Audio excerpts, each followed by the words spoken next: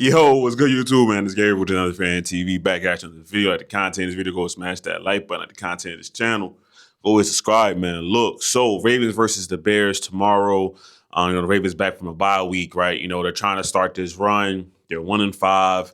They got to win a lot of games in his last 11 to get them shots at a potentially the division or even a wild card spot. So, Chicago, this is like game one of a new season for the Ravens, right? It's going to kind of determine how we're going to feel for the rest of this year.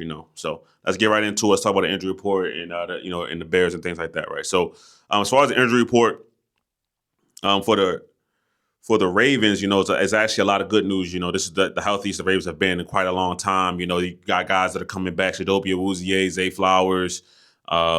These are guys that were on the injury report that have no injury designation, which means they're going to 100% play on Sunday because Zay Flowers hasn't missed any games. But so Shadopia Awuzie, Zay Flowers, Kyle Hamilton, DeAndre Hopkins, Marlon Humphrey, Pat Ricard, Roquan Smith, Ronnie Stanley, Tez Walker. Now, the one guy that's questionable, obviously the best player on the team, one of the best players in the league, if not the best player in the NFL, Lamar Jackson. Right? He's questionable for the game.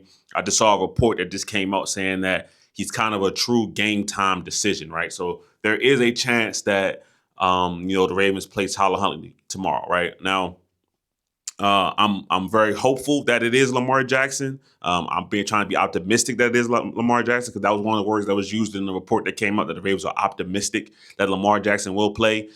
So I think it's going to be a true, hey Lamar, it's 11:30. How do you feel? Do you think you can give it a go? Do you want to play? Well, obviously he probably wants to play, but do you think you can play? Right. So it's going to be up to him, and hopefully we'll see what happens. Right.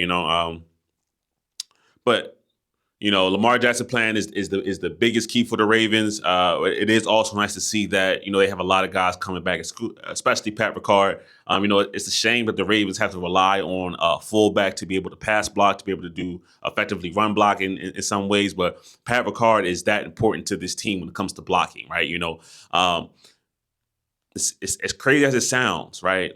Pat Ricard is probably the Ravens' second most offensive player. Number one, all the way at the top of the list, and there's a big gap where everybody else is Lamar Jackson.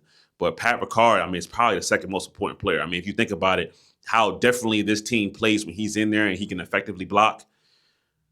You don't want your offense built like this, but this is how the Ravens are built. It just is what it is, right? So it's good to see Pat Ricard back.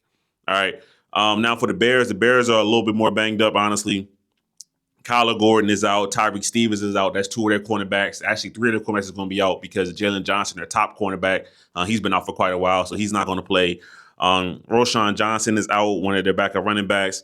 DeAndre Swift, their starting running back, is questionable for the game. Cole Kmet, their starting tight end, is out. Now, they did draft, Colston Loveland, so they're going to have a tight end available and ready to play. But the Bears are coming down with a lot of injuries, right? So it's kind of flipped where the Bears are rolling at 4-2, so they're still that team, but the Ravens are getting back healthy and they're playing a team that's kind of banged up. So it's kind of roles reversed a little bit.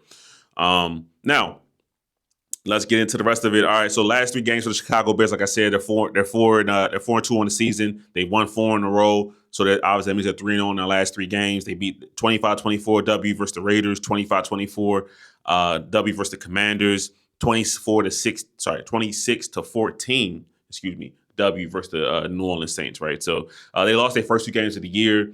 I believe they lost to the Vikings. Then they got embarrassed by the Detroit Lions. They welcomed Ben Johnson back and hung 50 on him. His old team did that, and people were kind of down on the Bears. 0-2, like it's going bad. They routed off 4 straight, right? So gotta respect it. All right. Now, as far as the Bears defense goes, right? So the Bears defense, now I think a lot of this has to do with some of the injuries on that side of the ball. They're not very high ranking in anything except for takeaways, right? So takeaways, they averaging almost 3 takeaways a game now. If you watch them play versus the Commanders, I believe they forced 3 or 4 takeaways that game, right? Jay Dex had an unfortunate fumble, and they caused some interceptions, right? So if you're going to be a defense that's not going to stop a lot of people in terms of yardage and things like that, you got to be able to get the ball away, right? So the Bears really do 2 things well. They get stops on third down and they take the football away. If you can do those 2 things, everything else kind of falls away somewhat. Now, you want to be a consistent unit, but that's kind of like the juxtaposition for the Ravens, right? The Ravens don't turn the ball over for the other team, right? The Ravens don't get turnovers. So you can't be giving up yards, and you can take the football away. The Bears are giving up yards. Like they're giving up 350 yards a game for 25th. They're giving them almost 26 points a game for 25th in the NFL. But at the end of the day, they're taking the ball away from the other team, right? So, you got to do that, all right? So, yeah, like 30.5% on third down percentage, that's second in the NFL. So, like it's kind of crazy seeing a team that, when you watch them play, it's like, well, it's not really that impressive, but they're getting the ball back for their offense. And that's all you can ask for, right? If you're not going to be a good defense, you got to be able to affect the game in some way. And that's, kind of going to the Ravens defense is that's the main concern, right? The Ravens, we don't affect the passer as far as getting sacks and things like that. And we're not affecting the quarterback with sacks, and we're not affecting the quarterback in terms of, interceptions. We're not affecting ball carriers with fumbles. We haven't seen Marlon punch out a ball in quite some time, right? And it shouldn't be only Marlon. That should be anybody trying to make a tackle should be going for that football, because you need to get takeaways, and the Ravens don't do that. All right, so hopefully that's something that I'm sure that was an emphasis for them to get pressured, get takeaways, but they got to put it on the field. You know what I mean? All right. So as far as the Bears offense goes, right? Second year quarterback Caleb Williams. They've been kind of going as he goes, right? The first two games were a little bit up and down for him. I think he played well versus the Vikings. Honestly, I watched most of that game. I thought he played well. It was rough versus the Lions, but it really wasn't about him. It's really about the defense, right? So Caleb Williams has had a good second year so far, right? But what he will do is he will hold on to the football a little bit, right? So they're giving up about 2 sacks a game for 11th in the NFL. They're not throwing the ball a lot. They're running the ball more. So, they're top 10 in rushing attempts per game and top 10 in yards per game on the ground. And we know that this Ravens defense, that's one thing that not one thing, but, they've been susceptible to a lot of things. But if we know that there's something that they are susceptible to is a strong running attack. So that's something to watch out for. All the Ravens going to be able to handle this backfield attack, right? Especially if DeAndre Swift can go, they have like an undrafted or 7th round guy. I think it's Kyle Bunk, one guy. They like him, so they're going to run the football. Think about this: when the Ravens played the Lions and they got dominated up front. David Montgomery going crazy, Jahmyr Gibbs, all of that. Now the Bears don't have that same quality offensive line that the Lions had. But they're going to come with the same principle. Like they want to dictate the game on their terms, and that starts with them with running the football, getting it in advantageous situations for their young quarterback to succeed and to shine. So the Ravens got to find a way to down the line of scrimmage, right? They're injured down there, but they got to find a way. All right, and that's kind of going to lead to when we talk about the keys to the game, right? Now keys to the game, right? So let's start with the offense, right? I want to. So shout out to no Banks Law in the comments, man. Brought to my attention about the Ravens and Todd Monken and kind of their rift in this new Baltimore Banner article. Now, my main point for this game is that the Ravens and Todd Monken, they need to find a way to get back on point, get that chemistry back, right? So when I read the article, this is what kind of stood out to me. Now, I still think it's kind of a I don't want to say a smear campaign, but that's kind of where it's coming to my mind. It sounds like Todd Monken is hard on the player, especially for being a college coach, right? A former college coach. He's coached in the NFL plenty of times, but he's kind of hard on the players. He's demanding. He's not the easiest guy to get along with, and that kind of rubs some of the players the wrong way. Now, to me, in some ways, I would say be a professional, and let's not be offended by that, unless he's going crazy, calling you out your name, things like that. Then okay, we can't stand for that as a man.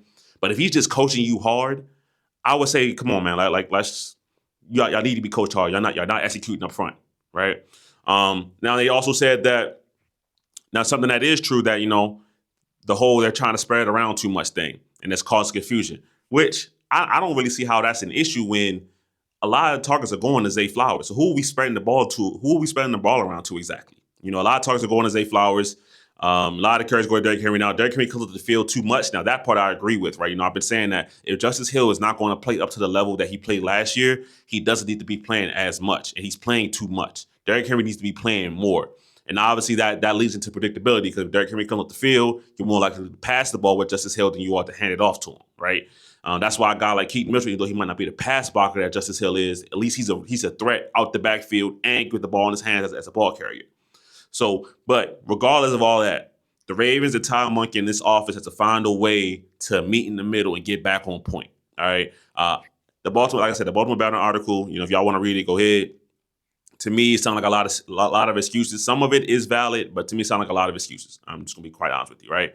We'll see how it plays out. And see how it goes from there. I think that having a strong relationship with your players is very, very important. And Tom Monkey doesn't seem to have that right now, which is why a guy like Zach Orr, because he was a former player, he's a younger guy, he can kind of skate by when not doing the best job because, he's almost like a big brother or a colleague to some of these guys on the team, right? So it's a little bit different. Right or wrong, Tom Monkey is not in that colleague kind of role. This is a firm, hierarchy kind of thing, right? So, and it's different college to pro. And they just got to figure it out. They just got to figure it out. To me, it sounds like a lot of excuses in the article, but if the players if that's how the players feel, then their feelings are valid. They just got to figure it out. They got to come together and have a real discussion as men and talk about it.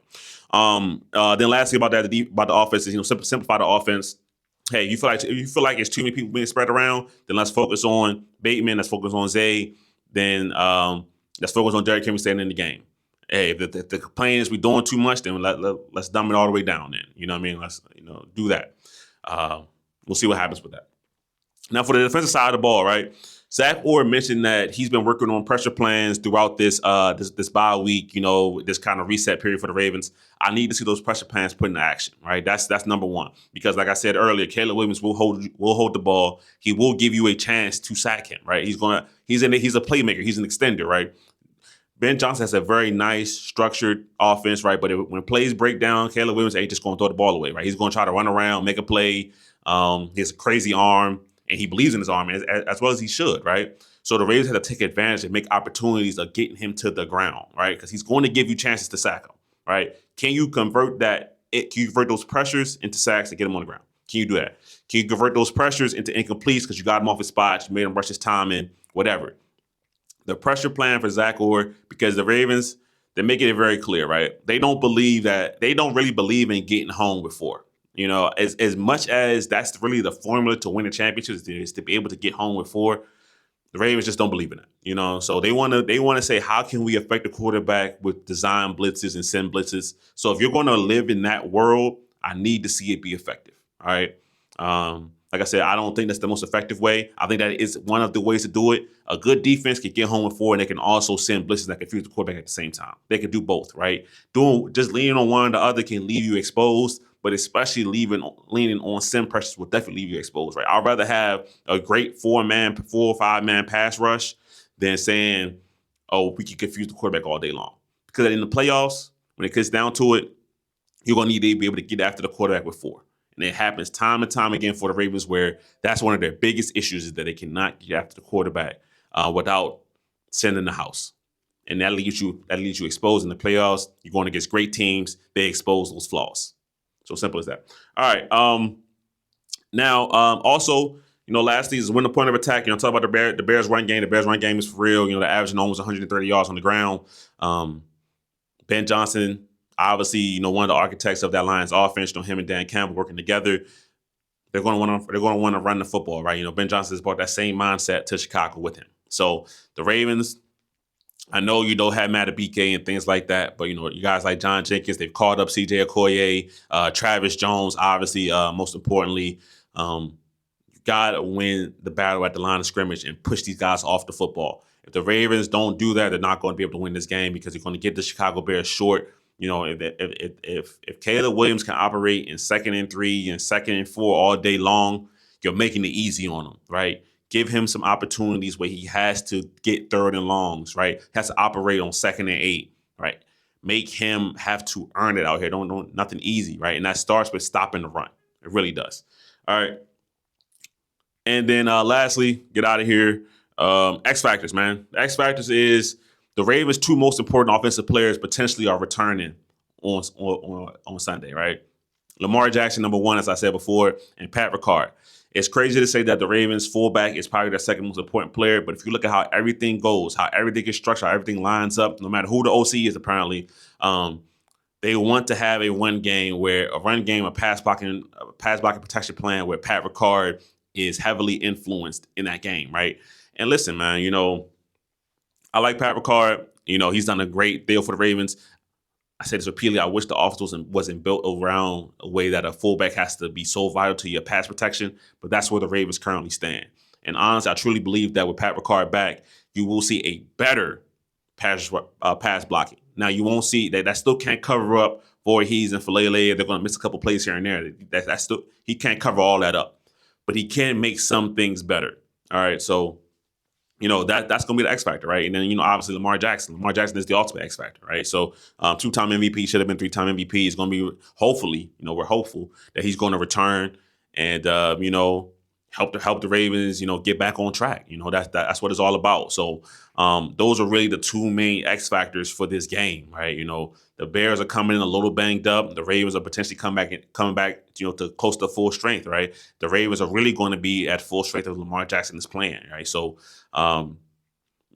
this is a situation where John Harbaugh is in a Lamar Jackson saved my job once again kind of position, right? This is 2018 all over again, where Lamar Jackson has to go 6-1 at the end of the year to get the Ravens into the playoffs, right, and save John Harbaugh's job, right? The Ravens are back in that same spot again. John Harbaugh's job. I mean, they say he's not on the line, right? That's what reports are saying. But if this team with this talent ends up, say, 5-12, I don't see how John Harbaugh's job is not on the line. You know what I'm saying? I just don't. That doesn't make sense to me logically. So he's dependent on Lamar Jackson once again to save his job. So we'll see what happens with that. All right. But listen, that's my thoughts on the game. Should be a good game. The Ravens are in playoff mode really for the rest of this year. They only can really afford to drop 2 more games on their schedule, and honestly, this Bears game is not one of those 2 games. So it's a must win.